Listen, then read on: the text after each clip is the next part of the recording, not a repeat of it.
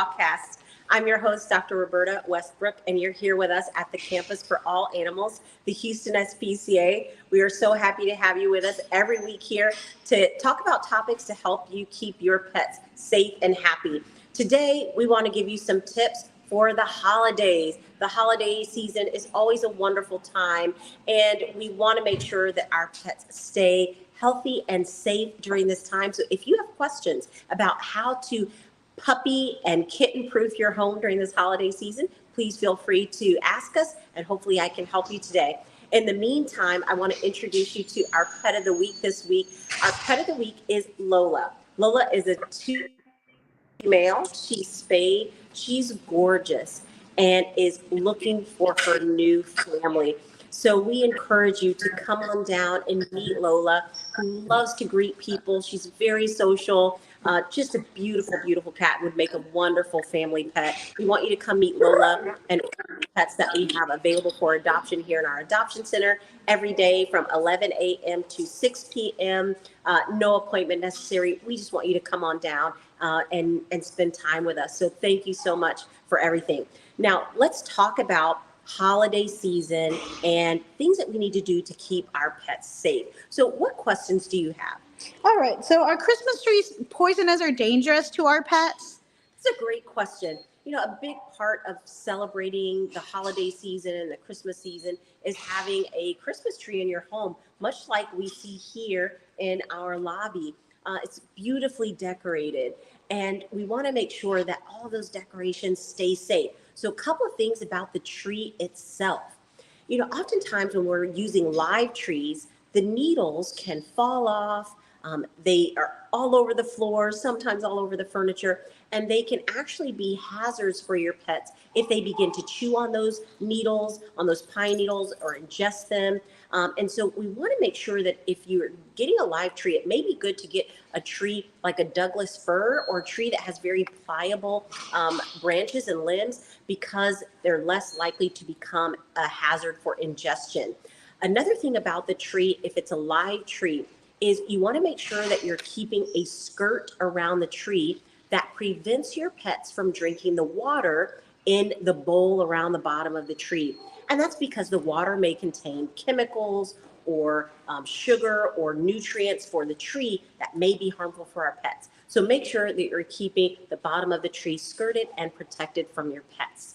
The other thing about the tree are the decorations. So we want to make sure that you have decorations that are not going to be choking hazards for your pets.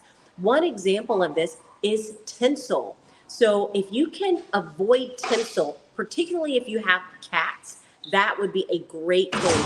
Tinsel, cats love to play with it. It's a string. They love to nibble on it. The problem with tinsel is if it becomes ingested, it can definitely cause a foreign body. And so if you can have a tinselless tree, like we see here, you may even consider using for some of your decorations pet toys that are already approved for use in pets, like cat toys and dog toys, so that if your pets do chew on some of the ornaments, they're chewing on pet toys that are already safe for them. All right. And then if we have a cat that's kind of probably top of the tree, or a dog that might, but on the tree, we don't want to wake up and the tree's falling. How do we make sure the tree stays upright for our pets? Right. I mean, I love those videos, but it also makes me a little nervous when I see videos of cats that are jumping on the tree because they're wanting to play with all of the decorations, and then the tree topples over, which can be a hazard in many ways. One, we don't want your pet to get injured just by the tree falling on top of them, but two, it could be a hazard in terms of fire if you've got lights that are plugged in. So the thing that you can do to keep your tree upright is a couple of things. You can put a gate around your tree so that your pets are not able to get to the tree directly. You can move your furniture away from the tree so that cats are less likely to use your couch or a chair as leverage to jump on top of the tree. So you can kind of protect the tree with a gate. You can also tether the tree if you can. If you can find a way to tether the tree to to anchor it down so that it doesn't fall over with weights at the bottom or some type of anchor, that will help as well to give it more weight so it's less likely to fall over if a dog or a cat jumps on it. How else can we deter my cat from, specifically my cat, from getting on the tree? Yes, your cats are going to be very attracted to things that are shiny, and there's lots of ornaments hanging. One thing that cats do not enjoy is aluminum foil. One of the things that you can do is put aluminum foil in front of the tree, and the texture and the sound that aluminum foil makes can be a deterrent to cats. There are also other things that you can do to deter them from getting close to the tree, like they there are air sprays that you can spray towards the cat when they go toward the tree. But trying to deter them generally by not giving them access to it is probably the best and least stressful way. All right. And if my pet doesn't just any holiday decor, should we wait for it to pass? See if there's anything shiny at the end? Right. If you know that your pet has ingested a piece of tinsel or an ornament, please see your family veterinarian. And if you can bring an example of what you think your pet ingested, it may give your veterinarian a little bit better idea about what to expect in terms of whether or not it will pass or whether this is something that could require surgery. So please, try to keep your pets away from the Christmas tree, keep them under observation.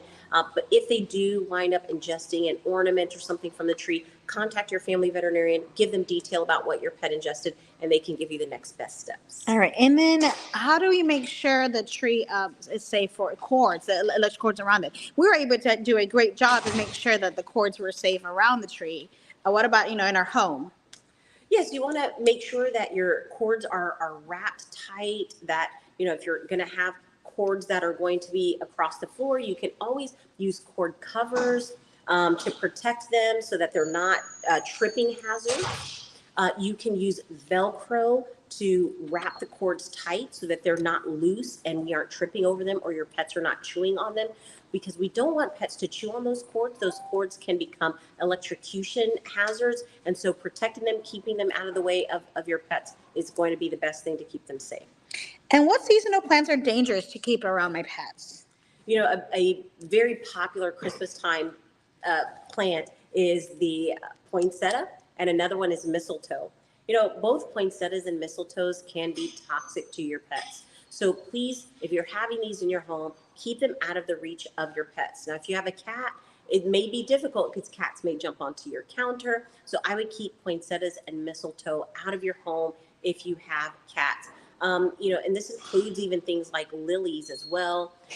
You don't want these things in your home. It can cause anywhere from just common GI upset like vomiting and diarrhea to more serious conditions like neurologic disorders like seizures and even, seizures and organ failure, kidney disease, liver disease. So please, you can buy fake poinsettias or fake mistletoe, and maybe that will be safer for your pets. And are there any other holiday tips that will be good to keep in mind? Yeah, so other things are, you're going to have family coming to the home. That's something to be aware of because sometimes your pets may become stressed when you have family and friends coming over. It's a busy season and you might see signs that your pet is stressed. If you have a cat, you might notice that they're hiding more. They may stop using the litter box or be nervous about using the litter box if it's in a very noisy or public area. And so giving your pets a quiet place to retreat if you're going to have a party or lots of company over would be another tip. If you're planning to travel, please remember to take all the travel precautions. Don't forget your pets' food and water bowl, a comfortable place for them to sleep. Don't forget their medication, and even travel with their medical records in case you have some accident. So you want to just be prepared and take everything that your pet may need if you're going to be traveling for the holiday season. All right. And then if it's our first Christmas with a rescued pet, how do we know how they would react to like the big tree and everything around it? It's hard to know if this is going to be your first holiday season with your new pet. I would encourage you to keep your pet with you. Observe how they behave with all of the new sights, sounds, smells, and people, and then you'll know for the future. And maybe for this first holiday season, provide them with a lot of opportunity to retreat if they choose to. Get them lots of toys. If you have a dog, ideally they would be crate trained so that if there's a lot of company over, You can allow them to be in their crate with a toy and their favorite treat so that they can retreat if they want to. And you want to just give them opportunity to explore at their comfort level. But keep them with you. They want to be with you. You're their comfort. And this might give you a good idea about how they're going to respond to this holiday season in the future. And if we're in the holiday spirit and we do want to adopt a pet, where can we go? Yes, we would love for you to consider bringing a new pet into your home this holiday season. And the best place for you to go right now is Neiman Marcus at the Galleria. Neiman Marcus has partnered with us for the last 35 years to bring you adoptable pets for home for the holidays. So go out to Neiman Marcus, see the puppies and kittens and dogs that we have available for adoption there. And if you can't make it out to Neiman Marcus, you can always come here to the campus of the Houston SPCA to visit our beautiful adoption center where our adoption counselors can help you find the perfect pet for you and your family. So thank you so much again for joining us here at the Houston SPCA. We're always happy to help you and have you as part of our family. Please go to houstonspca.org and find out ways that you can be part of our extended family through donation, through volunteerism, or through fostering. We're always happy to help you as part of our family. Thank you so much for joining us here at the Houston SPCA, and we will see you next week. Happy holidays.